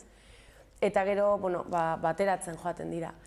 Eta gero, inspirazioa edo giroak, edo sentsazioak, edo erramintak, literaturan, zinean, antzerkian, eta egunerokoan, dauzkazun elkarrezketetan, entzuten dituzun elkarrezketetan, pixka danetik. Bizitza hobe ulertzeko balio izan dizu edo balio zaizu hau zure lehendabiziko lana da, baina betidanik izan duzu idazteko grin hori edo, artean beti artearekin lotuta egon zara beti. Bai, lanean gehiago kudeaketaren aldean, ez? Baina egia da, bai, sorkuntza gertutik eukidetela beti, ez? Eta asko gustatzen zait bestek sortzen dutena ikustea eta prozesuak ere bai, ez? Prozesuetan azkenean gauza... Momentuan badibidez dela zer pasatzen, baina gauza asko ari dira pasatzen, ez? Bai, nik betidanik idatzi dut, beti historioak gustatu zaizkit. Entzun egiten dituzu, irakurri egiten dituzu, eta azkenean niri behintzat sortzeko beharra ere azten zaizu, ez, zure baitan. Eta bai, askotan pentsatzeko balio dit. Gauzak hori, buruan dauzkazun gai horiek beste modu batera heltzeko, edo igual pentsatze hutsarekin helduko etzineteken lekuetara iristeko. Bai. Bai, azkenean bizitzatik edaten du, ez, eta bai. Bai, nire kasuan behintzat, bai. Eta ze momentutan hasi zinen honekin? Beti hori argitaratzeko ideiarekin edo? Ba, esan bezala, ja asmoa edo bilduma bat egitekoa baduela urte eta piko edo bilduma, ez nekin horrenik argitaratuko zuten edo, baina bilduma asmoa horra hasi zen, urte eta piko edo, gutxi gora bera. Hasieratik bazenekien bilduma izango zela? Ez, eski badaude historia batzuk igual lehenago banauzkanak idatzitak asko aldatu diren arren, Eta igual, horiek bai, bazakit, guztira igual 2 urte inguru edo, esango nuke. Ja, urte eta piko izango da, esan nula, saiatuko naiz bilduma ikusi nun hor bazutela giro bat edo zerbait batasuna bat iradokiz ezaketenak eta hor hasi nintzen bilduma planteatzen. Orduan zuretzat oso naturala izan da beti idaztea izan duzulako gustoko? Bai, argitaratzearena dena berria, ez? Eta gero etortzen diren elkarrezketak eta guzti hori bada berriena niretzako, baino idaztearena bai, argitaratu ezarren edo konpartitu ezarren maila handian beti egin dudalako hori bai. Eta ze nolako prozesua izan da, nola aurkitzen zenuen denbora idazteko, ez dakit ze momentutan esan zenuen kitxo, bukatuta dago? Ja, momentu hori oso zaila da, erabakitzen noiz dago, nik uste gainera ez dago inoiz bukatuta, ez? Hartzen dituzu berriro eta berriro aldatuko zenuke zerbait, ez? Hor editoreak laguntzen dizu, esaten ez, bale, hola doa. Eta ze momentutan idazten duten, normalean ni naiz gehiago arratsaldeetan, eguerdietan gustatzen zait idaztea, gauez baino gehiago, eta segun lan orduen arabera, ez, alba eta arratsaldeetan eta asteburuetan asko, eta tarteetan asko ere bai, igual pare bat orduko tarteak neuzkanean, askotan ordenadoia gainean eta horrela, bai. Eta pentsatzen dut egun guztiak ez da ez direla berdinak, ez? Batzutan nekatuagoa, beste batzutan... Bai, batzutan nik uste, batzutan honei behintzat pasatzen zait, saiatzen zera, ez, eta ez zaizu ezer ganorazko ateratzen. Ganorazkoak ez diren gauza asko idatzi behar dira ere, nire kasuan behintzat ez asko kentzen duzu, asko... Eta ni behintzat saiatzen naiz, orain nahi naiz, azken urteetan disiplina gehiago jarri nahian, eta ezer ateratzen zen egunetan behintzat saiatzen naiz irakurtzen. Eta zer suposatu du zuretzat hori argitaratuta ikusteak? Jo, ilusio handia, ez? Gainera, objektu bezala ere, liburua bera niri oso polita iruditzen zait, ilustrazioa, bai azalekoa, bai barrukoa, zeipuin bakoitza ilustrazio txiki batekin hasten da. Ez dana osoikoa heldu literaturan, ez? Baina nik gogoan naukan hori egiteko. Eta piliagoa du ilustratzaileak egin ditu, eta niretzako oso lan polita, asko ematen die ipuinei. Eta bueno, hori ikustea, ez, fisikoki izan da oso sentsazio polita. Oso arraro ere, baina oso polita. Bai, hor daukagu ere, sorkuntzaren garrantzia zuretzat. Bai. Bai, ni, gaina ilustrazio asko gustatzen zait. Eta bai, baneukan, ez dakit, fijazio txiki bat baneukan, eta, eskerrak bai editoreari eta argitaletxeari elkarriz, aukera eman didate, ez? Gogoan neukan ilustrazio txiki batzuk sartzeko, eta Piliren lana lehendik ezagutzen nuen, eta banekien ondo joango zela historiekin, eta oso pozik. Orduan elkarlan polita. Bai, oso polita izan da, oso esperientzia polita, errepikatuko nuke. Eta elkarrekin baita, emaritxua izan da... Bai, hori, gainera, nik proiektu aurkeztu nuen lehiaketa baterako, nontzuk, proiektua eta lagin bat aurkeztu behar zenuen, ez nuen irabazi, baina, Xabier Mendigurenek ditu zidan, esanez, aurrera jarraitzen manuen interesa izango zutela, eta nire editorea izan da elkarren, da oso ondo joan da bai. Bai, esan dugulako, artearekin lotuta zaudela profesionalki, ze ikasi zen, edo txikitatik ere gustoko izan duzu, nola deskribatuko zenuke zure ibilbidea? Bai, esan zalantza askoz betea, ze gauza ezberdin asko gustatzen zitzaizkidan, ez? Hizkuntzetatik joko nula pentsatu izan nun beti, itzulpengintza hasi nun, utzi egin nun, buelta batzuk eman nituen. Eta artearen historia ikasi nun, gustora, gustatu zitzaidan, kanpora ere joan nintzen, gero egin nun gradu ondokoa, gehiago kultura, gizartera irikiz artetikan ere bai ez, baina irikita. Eta kudeaketan gustora egin dut lan, arte zentro ezberdinetan. Eta gero arte hezkuntza eta mediazioare asko gustatu zaidan lan bat izan da, ez? Nola iritsi jende ezberdinaren gana, ez? Eta elkarrekin, jende horrekin sortu proiektuak, ez? Ez zerbait egina eman, baizik eta da oso lan zaila, baina oso lan polita, asko gustatu zaidan. Bai. Hor ere, zuk idatzi duzu bakarrik liburua, baina hor 8 istorio ezberdin izateak taldeka ez, proiektu bakar bat osatu dute 8 istorio, hor aniztasuna ez dakit. Orduan, orain argitaratuta dago, jaso duzu iritziren bat ez dakit senideren baten aldetik, lagun baten aldetik? Ba, gutxi, duela gutxi atera da, ez? Baten bat jaso dut, baina oso gertuko jendearen gandik, ez? Eta, gertukoak beti oso onberak izaten dira, ez? Edo, konfidantza dagoenez ere, ez? Baita, idazteko prozesuan zehar badauzkat bi lagun, ez? Normalean bidaltzen didana, lehenengo inpresio bat ematen didatena, eta asko laguntzen didate. Goixoak dira, baina esaten didate ere, bai, ez? Eta, horiek prozesuan lagundu didate asko. Orduan, orain behin nola bukatuta eta zerotik, baten bat iritsi zait, baina hori oso... Beraiek ere ilusioa konpartitzen dute zurekin, eta hori ere polita da, ez? Baina oraindik kanpoko jendearena oraindik ez da iritsi. Eta idazten zenuen bitartean edo agian lehendik badaukazu hor gorde eta beste istorioren bat edo badaukazu hor pentsatuta agian etorkizunari begira zerbait lantzen ari zara orain? Bai, ideiak badauzkat, buruan eta kuaderno bazterretan ideiak edo zatitxoak eta bai, oraindik ez du ezerk forma hartu, baina bai, ideiak beti normalean badaude hor bueltaka, gero hori, bat astenan indarra hartzen ja eseri eta orduak sartu behar dira, ez? Baina oraingoz hor, ideiatxo batzu badaude, orduan, pixu-pixka bat hartzen dutenean ikuste berriro eseriko naizela idaztera. Lehendabizikoa izan da, harritu egin aldizu zerbaitek? Bai, kontatzen dizute eta aipatzen dizute, ez, aurkezpenak eta guzti horrek, ez? Baina, gero sentsazioak arraroak dira, ez? Zezuk idazten dezunean, sartzen zera istorioetan, pertsonaietan, baina gero batez ere gainera ipuina izan da, kontatzerakoan diskurtso bat eraikitzen duzu aurkezpenei begira, ez?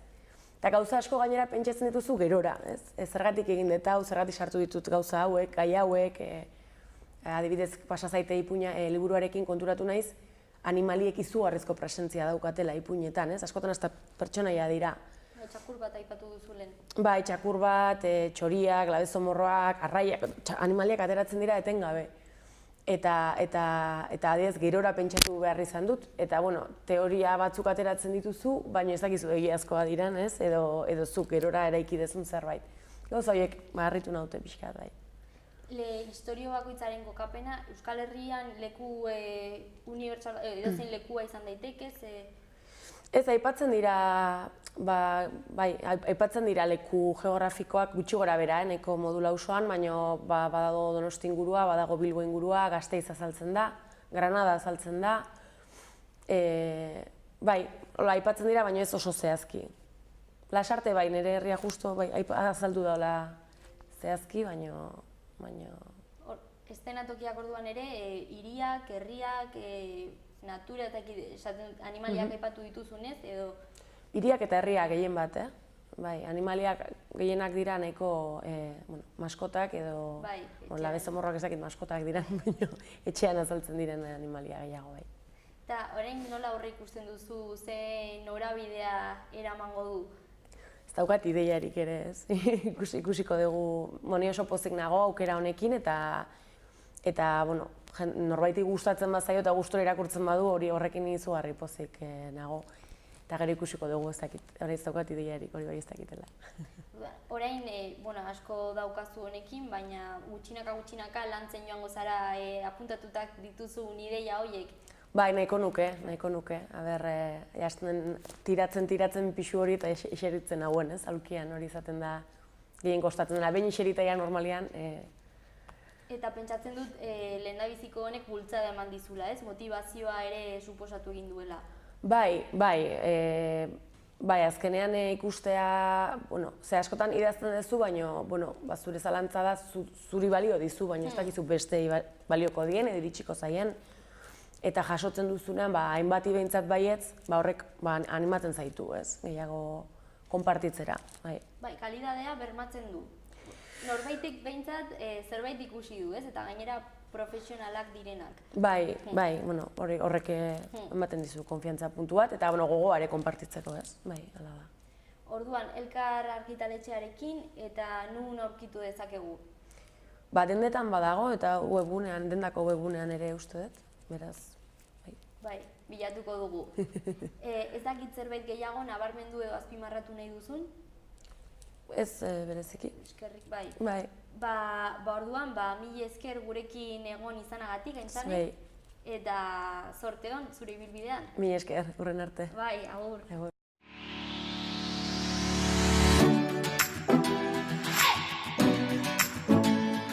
Apirilaren 27an Sakanako ibilaldiaren 30. urteurrena ospatu egingo da. Martxa ez lehiakorra burutu egingo bai da. Gaur Iratxo elkartetik bertatik antolatzen bai da Manolo Moreno presidentea daukagu gurekin. Arratsaldeon eta ongi etorri. Arratsaldeon. Zer modu zaude? Ongi. Zehetasun, nien naiz Iratxo elkarteko presidente, baizik eta Iratxo elkarteko mendi taldeko presidente edo buru. Barkatu. Gauza bera. Barkatu. Bai, barkatu. Batekotasunak duena, bai. Orduan, esan dugu, 30. urteurrena, 30 urte ibilaldi honekin, ze suposatzen du honek zuentzat? Lorpena handi bat. Iraupena lortzea da, edo iraupena arrakasta adierazten du, ez? Arrakastarik izan ez balu, desagertua izango zen honezkero, eta 30 urteak dira. Eta zertan datza? Zertan, hiru ibilbide ditugu, bi izaten ziren, baina azken urte hauetan, azkeneko hau hirugarrenez, txikientzat ere, pixka bat txikien artean mendizaletasuna bultzatzeko asmoz, txikientzako ibilaldietxo bat ere prestatu dugu, xumeagoa, baina hala ere, baditu 14 kilometrotxo. Irurtzungo edo inguruko mendi ergara igotzen dira, ergara tontorrera ino, ez baizik eta Trinitateko ermitara ino, eta handik Latazara jaisten dira, eta Latazatik arrantzaleen sendan barrena, Irurtzuna, 14 kilometro. Baina hori da txikientzako, beste biak helduentzako dira. Eta nagusia esango genuke, ibilaldi luzea dela. Horre 14-15 kilometro ditu. Eta pixka bat ez dakit jendeak ezagutzeko, Irurtzunik abiatzen gara, handik Urrizolan barrena Txurregira igo, Txurregitik jaisten gara Olloko Aranera, 800 metro ingurura, eta handik gora, Euskal Herriko ja handia parkean sartuta, Euskal Herriko erdigunean geldialditxo bat egin, 1200 metro ingurura dago, eta handi beriainera. Ja, han badira 1285 metro. Handik, itzuli egiten gara uharteko atakaraino, uhartera jaitsi, han badugu hornidura puntu bat eta kontrol bat, han indarrak berritu eta aralarrera. 1275 metrora berriz. Baina horrez da bukatu. Handik, Madoza jaisten gara, Madoztik Larrazpilera, Larrazpildik Goldaraz eta Latasa Anbarrena, berriz ere ez Trinitatera igotzen gara, eta handik Irurtzuna. Egun pasa. Bai, luzetxoa egiten da. 11 ordu inguru. Bai, mendizale arruntentzat 11-12 ordu beharrezkoak dira. Ez lasa ibiltzeko, baina ez dakit, kontroletan eta hornidura puntuetan pixka bat egoteko ere. Ez da kontua korrika ibiltzea, batzuk nahiago dute korrika egin, baina... Ez da lehiakorra esan dugu. Ez da inolaz ere lehiakorra ez dugu denboraren berririk eta inoiz ematen. Eta gainera saiatzen gara kontrolak alik eta beranduen irekitzen jendea korrika ibilezta den. Hala ere, jendea korrika ibiltzen da eta niri berdin zait kontrola egon edo ez egon. Bere buruarekin ari da lehian eta kitxo. Eta hirugarrena falta zaigu. Hori motza deitzen duguna da, eta horrek 25 kilometro inguru ditu. Irurtzundik, bi aizpetara jotzen dugu, Etxeberri, Madoza igo, hor ja Madozen elkartzen da ibilbide luzearekin. Eta handi berriz ere Larrazpil, Goldaraz, Latasa, Trinitatea eta Irurtzun. Ja, hirurak. Hiru orduan bi helduentzat eta bat gaztetxoentzat. Bai, txikientzat 7 urtetik gorako entadori bai. Naita nahi ez txikioi joan behar dute norbaiten ardurapean gurasoen edo naita nahi ez, bai. Orduan, esan dugu ez dela lehiakorra, helburuak beste batzuk direlako kirola alde batetik ez? Bai. Eta kultura? Kirola, mendizaletasuna bultzatzea, kultura, paraje zoragarri horiek gozatzea, benetan, zoragarria direlako. Ibilbide luzean adibidez, naiz eta 55 kilometro izan, errepidez oso gutxi egiten dira. 3 kilometro egingo dira, gainontzekoa, pistak ere oso gutxi dira, mendia da. Mendia. Eta nolakoak izaten da hau guztia prestatzea? Bueno, luze joaten da. Egunak eman behar dira hortan, ohituta gaude, baina hala ere lana behar da. Baimenak eskatu, gero kartela diseinatu, logoa, dena hori dena, urtero berritu egiten dugu gainera. Hortan ere nahiko kaskagorrak izan gara, batzuk errepikatzen dute, baina guk ez urtero berriak egiten ditugu, horrek jainin suposatzen du, gastua eta bar, baina horrela egin nahi izan dugu eta horrela segitzen dugu. Eta arrakasta du, 30 urte? Arrakasta du, bai. Darama. Nola sortu zen ibilaldia? Nola sortu? Gazte ginela, han Irurtzunen, nien ez Irurtzun darra. Baina Irurtzunen esaten dute, bazela apaiz bat, 3 ermitak, Irurtzungoa, ez da Irurtzungoa, aginagakoa da. Trinitatea, Aralar, eta gero San Donato ermita egun berean lotzea. Hori garaietan, izugarrizko azaina zela ematen zuen, ez? Gaur jendeak oso erraz egiten du, baina garaiak aldatu dira eta hortan asko zer gehiago. Horrela hasi ginen, ez 3 ermitak egin nahian, gehiagiru itzen zitzaigulako. Baina bai, Irurtzundik abiatu, Txurregira igo, eta San Donatora beriainera iritsi gabe, uhartera jaisten ginen, handik Aralarra igo, Madozera, Madozti Larrazpilera, eta Irurtzuna jaitsi, Etxeberri Marrena. Trinitatera ezkinen joaten. Horrela hasi zen, eta zenbat elkartuko ginen, Irurtzungo eta Sakanako mendigo izeletako 15-20, lasai egiten genuen ibilaldia, eta gero afaritxo bat, eta horrela hasi zen. Jende gehiago biltzen ez genuenez, hasi ginen txandaka egiten, urte batean hori, eta hurrengoan motzagoa eta erraxeagoa. Erraxeagoa jende gutxiago etortzen zen. Erabaki genuen, bestea mantentzea. Eta 2000 urtean, hasi ginen propaganda egiten. Irurtzun eta Sakanatik kanpo, eta ez dakit, egunen bat edo bildu ziren, eta horrela, pixka bat hasi zen indarra hartzen. Bai, garapena izan du 3 hamarkada hauetan zehar. Bai. Esan dugu, orduan bi elkarte daudela, eta zu orain Mendizaleenaren parte horren presidentea zara. Urte bat daramazu. Gutxiago aurrekoa, zoritxarrez hil egin zen, pilo altzueta, urte asko mordoa zeraman, 21 edo, eta hori desagertzen, erabaki genuen, honekin aurrera egin behar genuela, norbaitek ardurak hartu behar zituen, ardurak edo gutxienez paperak sinatzeko eta izena eman behar zuen, eta niri tokatu zait, eta hor nago. Bai, izan ere, omenezko aipamena egin diezue Pello Altzuetari. Bai, zerbait egin behar genuela argi geneukan, baina berak esaten zuen, omenaldiak bizirik zegoenean egin behar zirela, hildakoan horiek ez zutela balio. Bizirik zegoenean, orduan, familia ere ez da omenaldien oso aldeko, baina ikusi dugu egin zaizkiola Irurtzundi kanpo ere omenaldiak eta aipamenak, eta gu bai argi geneukan zerbait egin behar genuela. Eta gutxienez, hori bere kartelean, bere argazki bat jartzea, Pello gogoan jarriz. Bai, egindako lanaren errekonozimendua eta pertsona bezala. Eta egunean bertan, ez zaigu iruditzen egokia denik, ez dakit, omenalditan hastea, ez delako ordu berean amaitzen, batzuk iristen dira 12tarako, beste batzuk arratsaldeko 7tan, gu ere lanean aritzen gara eta aurrerago egingo dugu zerbait, baina bai egun hortan jarriko dugu bere argazkia handi batan, nolabait ere gurekin egon dadin. Gainera urte horretan. Bai, 30. urte hurrena, eta kasualitatez berak esaten zuen, 30. egiten zuenean berak utziko zuela. Eta horrela gaude. Bizitza. Bai, pasaren astean izan ere beste pertsona bat joan izan zen. Bai, Feliz Izaza, nolabait ere, Euskal Herriko erdigunea edo finkatu edo definitu zuen gipuzkoar bat.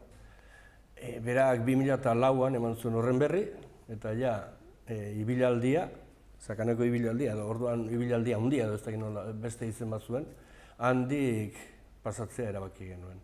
Eta gainera egin genuen sinadura bilketa bat, Nafarroako Mendi Federazioa eta EAeko 3 edo federazioak bat egin zezaten. Lehen federazio bakarra izan ziren eta sinadura bilketa egin genuen. 2008an parte hartzaileen argazkiak egin genituen. Euskal Herriko erdigunean, Aizunari argazki bat egin zitzaion, eta gero argazki guztia bildu genituen horrelako hormirudi handi batean. Eta Euskal Herriko erdigunea ere, ez Sakaneko ibilaldiari esker, baina indarra hartzen joan da, eta gero eta jende gehiago joaten da gara. Bai, esan duzu, urtero aldatzen dela, ez dela beti ibilaldia berdina izaten? Ez, berdina izaten da. Ibilaldi luzea berdina izaten da. Aldaketa txiki bat, joan zen orain dela 2 urte egin genuen, lehen ata bailaran barrena jaisten ginen madotza, baina hori erabat zikindu da, zuaitzak erori dira, bidea desagertu da, eta erabaki genuen beste irtenbide bat ematea, eta egia esan jenderi gustatu zaio. Atako arratean barrena jaisten gara, gainera erdi aroan izan zen herri batera, Agiri herrira. Eta Agiri han badago iturri eder bat, Arkaitzetatik jaiotzen da ura, eta Agiri hortan, despoblatu hortan, uhartearrak aritu dira arantza diren laguntzaz eta induzketak egiten, eta orain oso ongi ikusten da Eliza Zaharraren horma zatiak, eta handi pasatzen gara. Bai, esan dugun kulturari ematen diezuen garrantzia. Bai, hor leku ederra daude. Balore urte hor ondoan dugu, behin bakarri pasatu izan ginen, Gaztelun dagoen Orarregi Nafarroako erresuma defendatu zuen gotorlekuetako bat. Handi pasatu ginen adibidez 2012an, Nafarroako konkistaren urte hurrenean, Gaztelura ere igo ginen. Hori gogoratzeko, baina hor dago, Aralar, Osoa, Aralarko Baseliza, gero Larrazpilen dauden dolmen edo trikuharri eder bat badago. Leku ederrak daude eta leku adierazgarriak. Kulturalki balio handiko tokia delako. Lehen aipatu dizudan agiri hori bera. Bai, ondarea. Ondare kulturala, bai. Bai. Eta beste defendatzen duzuen edo babesten duzuen beste baloretako bat da jasangarritasuna ingurumena zaintzea. Bai, gu saiatzen gera bidea garbitzen ditugu, baina ez dugu ezer berezirik egin nahi. Markatzeko beti erabiltzen ditugu plastikozko zinta horiek eta urrengo hau egin ondoren berehala kentzen ditugu. Pinturarik eta ez dugu sekulan erabili nahi izan. Arrasto alik eta txikiena uzteko. Gainera beti bide berak erabiltzen ditugu. Aralarren adibidez, bide zaharra oso ederra zen, oso ongi markatua. Eta guk beti hortik markatu izan dugu eta markatzen dugu igobera. Jendeak ez du errespetatzen eta egin dira bide mozteko, egin dira bide asko eta hor argi dago kaltetzen ari dela. Ez ibilaldi honen ondorioz, baina gu saiatzen gara bideak errespetatzen. Gero, zaborra ere saiatzen gara birziklatzen.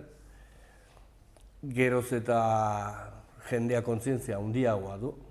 Nik gogoan dut lehenengo ibilaldi haietan, edo orain dela 20 urteko haietan, jendeak platano bat hartu edo galletak edo ez dakize hartu edo jogur pote bat hartu eta bidea motatzen zuen lasai asko eta haiek gero biltzen genituen. Baina gaur egun badago kontzientzia gehiago eta jartzen ditugun poltsa horietan jendea bereizten du pixka bat. Ez era bat, baina zaborra pixka bat hobeki tratatzen aritzen gara. Edo edalontziak berrerabilgarriak dira, gehienak, salda emateko adibidez ez, horiek salda ematen baduzu gero hori ezin garbitu. Hortarako paperezkoak erabiltzen ditugu, saiatzen gara, gehiago egin genezakela, dudarik gabe, baina. Baina hor dago, beti. Alegintxo hori hor dago. Eta materiala banatzen diezue parte hartzaileei. Kamisetak izaten dira normalean banatzen ditugunak, gure artean ere izaten ditugu ez da, jendea kamisetekin aspertuta dagoela. Egun batean, urte batez galtzerdiak banatu genituen, beste batean botila bat ardo edo ez dakiz zer.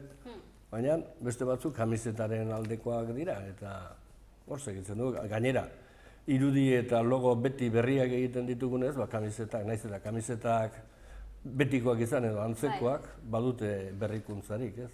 Eta gero izaten dira beste sari batzuk ere babesleen gandik jasotzen ditugunak, ditugu lakturalek esnea ematen du, lakturalek ematen du esnea parte hartzaileen artean banatzeko, hortaz aparte gazta ematen digu, jogurrak ere ematen ditu, bizizter irurtzundur batzuk sortutako jatetxe batekuek ematen dizkigute 5 edo bikoterentzat bazkariak edo afariak egiteko. Zozketak izango dira. Zozketan egiten edo kirol materiala eta eskuratzen duguna, banatzen dugu. Orduan, zein nolako eguna izango da 2 aste barru ailegatuko den hori? Guretzat oso betea. Oso goiz hasiko dena, goizeko 4:00 mugitu beharko dugu, 5:00 ja jendearen inskripzioak egiten hasiko garelako. Egunean bertan bai. Hortan ere eztabaidak izaten ditugu, batzuek diote internetez bakarrik egin beharko genituzkela, eta itxi, eta guretzat lasaitasuna handia izango litzatekeela. Eta bide hori ere irekita dago? Bai, internetez aspaldi irekita dago, martxoaren 18an uste dut irekizela, eta apirilaren 24 arte irekita dago. Merkexeago izaten da, 12 euro, egunean bertan 15 kobratzen dugu, baina jenderi etzaioa jola ez da arazoa 3 euro hoiena. Baizik eta eguraldia nolakoa izango den ziurtatu nahi duena. Eta orduan dagoeneko jendea izen eman du, jendeak? Bai, ari da jendea ematen. Aurten geldi xamar, oporretan dago, EAen oporrak izan dituzte, oporretan daude ez. Eta hala ere, ez dakit badu 350 eta beste batzu saiatu direnak eta lortu ez dutenak, 200 inguru izango dira. Ez dakit. Aurten zenbatera iritsiko gara, baina joan zen urtean 1100 izan genituen. Aurreikuspena prebisioak egitea zaila da. Zaila da, oso. Horregatik materiala, 1.200 kamiseta eskatu ditugu. Kamisetak ez dira denak parte hartzaileentzat, kolaboratzaile ere banatzen diegu edo ematen diegu. Sobratzen badira, galerak. Jendea etortzen bada, presupuestoa ez taliko dugu. Urte txarrak ere izan ditugu, galera handiekin, eguraldiagatik eta... Bai, hori azkenean ezin da kontrolatu. Hori ezin da kontrolatu. Eta diru laguntza lortzen ditugu, finkoak Irurtzungo udalak ematen du, Nafarroko gobernuak instituto, gazte instituto edo kirol instituto horren bidez horrek ere lortzen dugu zerbait, turismotik ere zerbait lortu dugu batzuetan, eta aurrekontua nolabait ere horrekatzen saiatzen gara, ja aurten lortzen dugu. Hori lortzen baldin badugu, ja arrakasta ziurra dugu. Gero, kamisetak ere ordaindu behar dira, horniduran ematen den guztia ordaindu behar da. Bai, badagoela lana eta... Gastua ere, bai. Gastua ere handia da. Bukaeran adibidez jartzen dugu sagardoa eta txistorra eta ematen dugu, gaineran egongo dira platonak eta laranjak eta jogurrak eta abitatik, denetatik. Jendeak aukera badu. Ordaintzen du, 12 euro ordaintzen du, baina eraman ere eramaten du. Bai, bai. Eta orduan ordu txikitan hasiko da, esan duzu? Bai, 6etan abiatuko gara, abiatuko dira ibilaldi luzekoak, eta ordu bete lehenago hasiko gara inskripzioak egiten, jendea parkerlekuetara bideratzen, dena antolatu behar da, jende asko behar da hortarako.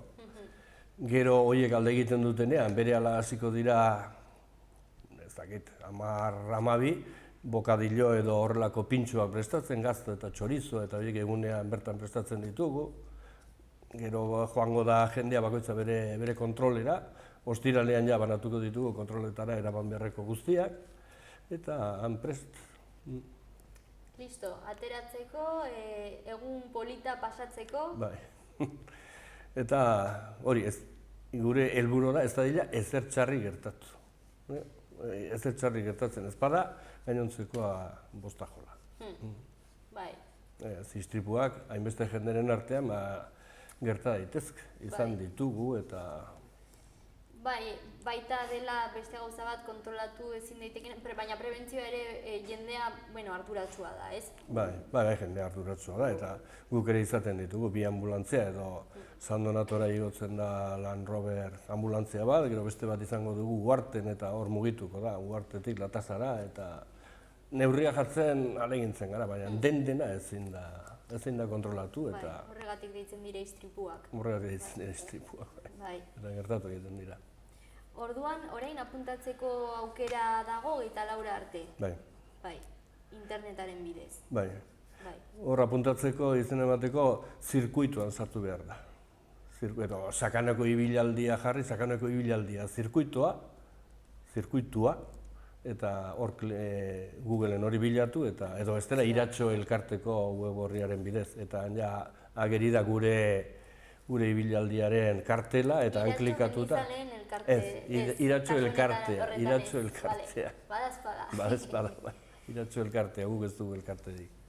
Iratxo elkarteko talde bat garela besterik ez. Mi esker ederki, uste dut argi gelditu zaigula dena, ez dakit. Saiatu naiz. Bai, ez dakit, bukatu baino lehen zerbait gehiago esan beharra dagoen. Ez dakit, jendea animadarila, etortzen direnek beti aipatu izan dute eta ibilaldi asko egin dituztenek esan izan digute, egin duten politena hau izan dela eta askotan etortzen ibilaldi luzea. Ez, benetan zoragarria, ez dut propagandarik egin nahi, baina hala da. Diren moduan, bai. Eskerrik asko Manolo gurekin egon izanagatik. Ez horregatik. Jada datorren urtean ere berriz egiteko aukera dugun. Bai, beste 30 urte betetzeko dira. Utzi ere egin beharko dugun, ez bait. Momentuz disfrutatu. Bai. Hurrengora arte. Agur.